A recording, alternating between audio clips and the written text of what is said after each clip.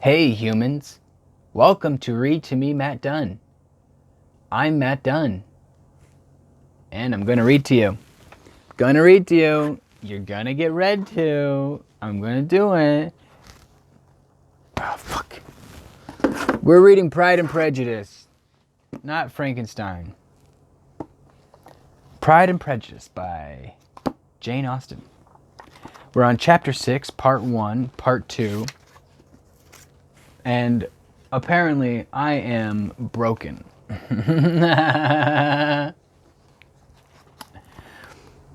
You are very strange. You are a very strange creature by way of a friend, always wanting me to play and sing before anybody and everybody. If my vanity had taken a musical turn, you would have been invaluable. But as it is, I would really rather not sit down before those who must be in the habit of hearing the very best performers. On Miss Lucas's persevering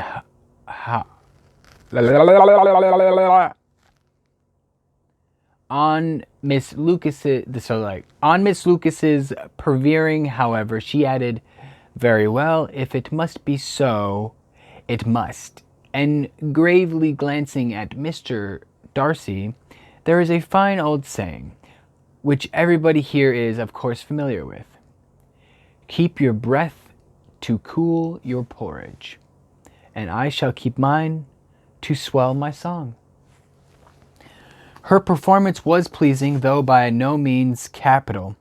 After a song or two, and before she could reply to the entreaties of several that she would sing again, she was eagerly succeeded at the instrument by his sister Mary, who, having, in consequence of being the only plain one in the family, working hard for knowledge and accomplishments, was always impatient for display.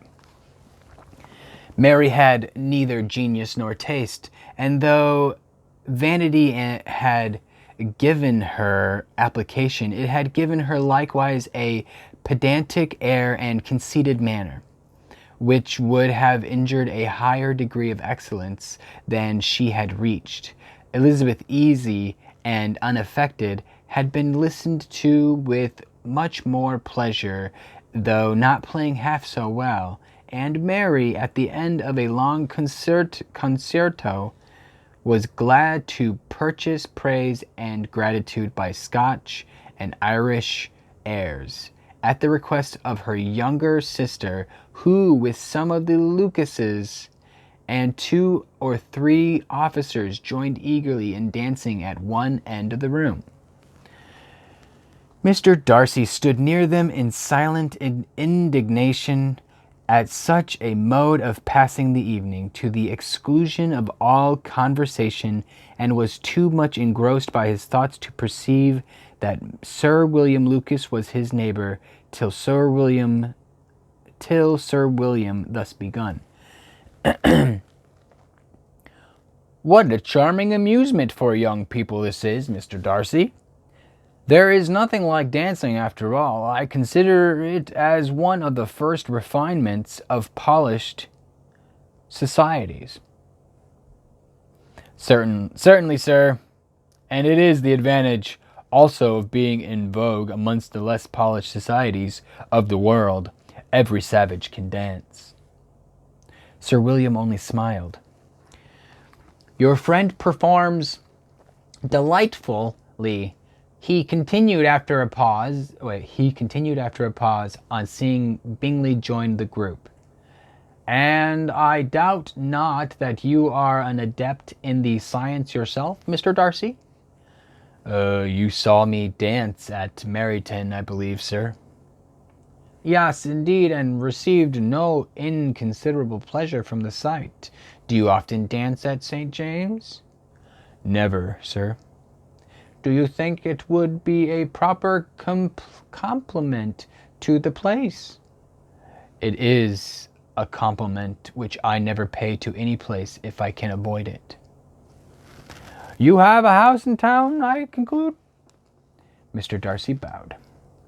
"I had once some thoughts of fixing in town myself, for I am fond of superior society. but I did not feel quite certain that the air of London would agree with Lady Lucas. He paused in hopes of an answer, but his companion was... Oh yeah, I'm gonna drop the voice. That was the voice. He paused in hopes of an answer, but his companion was not disposed to make any, and Elizabeth, at that instant moving towards them, he was struck with the notion of doing a very gallant thing and called to her. He paused in hopes of an answer. Heir of London, but his companion was not disposed to make any. And Elizabeth at that instant moved toward them. He was struck with the notion of doing a very gallant thing, and he called her out. Got it. My dear Miss Eliza, why are you not dancing? Mr. Darcy, you must allow me to present this young lady to you as a very desirable partner. You cannot refuse to dance, I am sure, when so much beauty is before you. And taking... okay, this was the guy... I'm losing the voices. I'm having issues with my voices.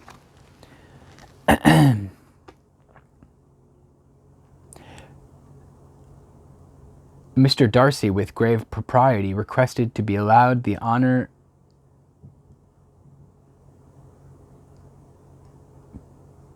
Okay, so anyway, I think Darcy is getting a douchebag up in his face, and then this guy is telling him you gotta dance, and so fucking, let's just go. And I'm gonna do... Mr. Darcy, with grave propriety, requested to be allowed the honor of her hand, but in vain. Elizabeth was determined, nor did Sir William at all shake her purposes by his attempt at persuasion. Mr. Darcy... No, fuck that. You excel so much in the dance, Miss Eliza, that it is cruel to deny me the happiness of seeing you. And though this gentleman dislikes the amusement in general, he can have no objection, I am sure, to oblige us for 1/2 hour. Okay. Mr. Darcy is all politeness, said Elizabeth, smiling. He is indeed, but considering... Oh, this is the guy now. He is indeed, but considering the inducement, my dear Miss Eliza, we cannot wonder at his compliance, for who would object to such a partner? Elizabeth looked archly and turned away.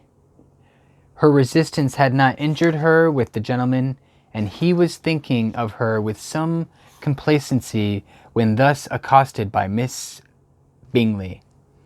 I can guess the subject of your reverie. I should imagine not. You are considering how insupportable it would be to pass many evenings in this manner, in such society, and indeed I am quite of your opinion. I was never more annoyed. The insipidity, and yet the noise, the nothingness, and yet self-importance of all these people. What would I give to hear your strictures on them? Your conjecture is totally wrong, I assure you. My mind was more agreeable in your conjectures is totally wrong, I assure you. My mind was more agreeably engaged, and I have been meditating on the very great pleasure which a pair of fine eyes in the face of a pretty woman can bestow. Miss Bingley immediately fixed her eyes on his face and desired he would tell her what lady had the credit of inspiring such reflection. Mr. Darcy replied with great intrepidity, Miss Elizabeth Benton. Miss Elizabeth Benton, repeated Miss Bingley. I am all astonished. How long has it been such a favorite? How long has she been such a favorite? And pray, when am I to wish you joy? That is exactly the question which I expected you to ask. A lady's imagination is very rapid. It jumps from admiration to love, from love to matrimony in a moment. I knew you would be wishing me joy.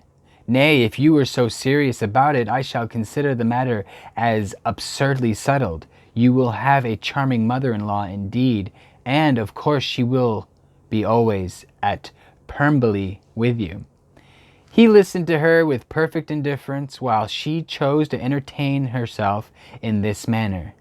And his composure convinced her that all was safe. Her wit flowed along.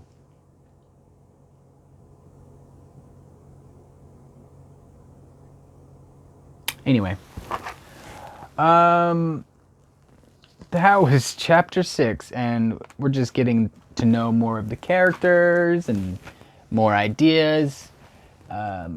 Hopefully you'll see me tomorrow, and we'll be checking up on chapter 7. Yeah, we'll see what happens there. Hopefully a lot more dancing. Yeah, and talk about marriage and stuff, right? That's what we want. All right, well, if you'd like for me to keep reading, please check out some more of my videos. Throw me a thumbs up if you like. Hit the subscribe button and comment down below to give me your opinions, thoughts, questions, statements, facts, ideas, dreams, anything you want. Plain words, nothing that even relates to me. Who knows? Whatever amuses you. Bye.